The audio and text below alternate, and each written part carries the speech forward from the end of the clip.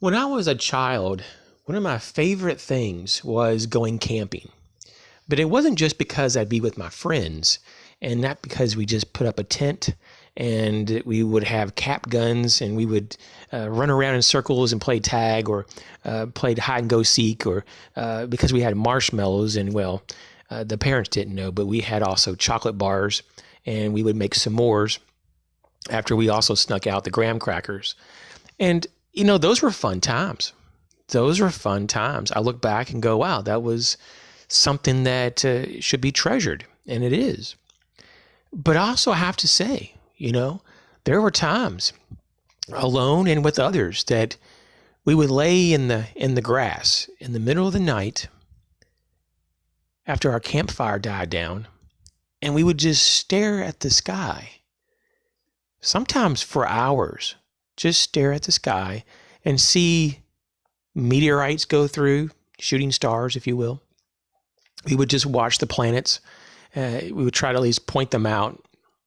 We would try to see just different constellations and, the whole thing. And as kids, that was just a blast because we were looking at this large landscape in the sky, a lot of mystery. And we knew even then that we didn't see all that was really there. We only saw a little bit. And if you needed to see more, you'd have to use a telescope. Now, when I got older, we would use a telescope and look further. Then, of course, the Hubble telescope came out, and we had the deep space images where they would have long exposures to try to really connect and collect with the light from very distant and dim sources. And these are the images here that you see in this video, some of the deep space Hubble images. Now, fast forward a few years from these images, we have even more advanced images that go beyond Hubble.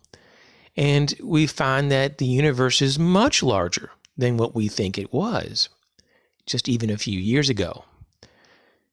And the reason I say all this is because the sense of wonder and awe, the sense of mystery is, I think, to a large degree, something that humans need.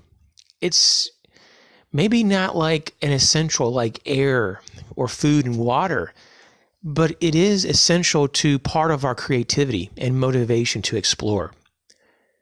And so I say, don't always just try to figure everything out or put labels on everything, because sometimes things are much more creatively detailed and more complicated than you could ever imagine.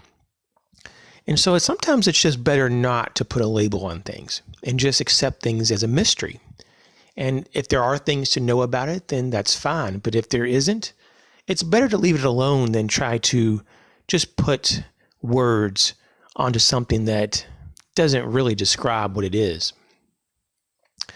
The thing that I get the most joy from is looking at the sky, even as an adult. And I just want to invite you as well tonight, or when you have a chance, to take a moment and look up at the sky and reconnect with that wonder and that mystery and that sense of awe that you may have had as well when you were a child.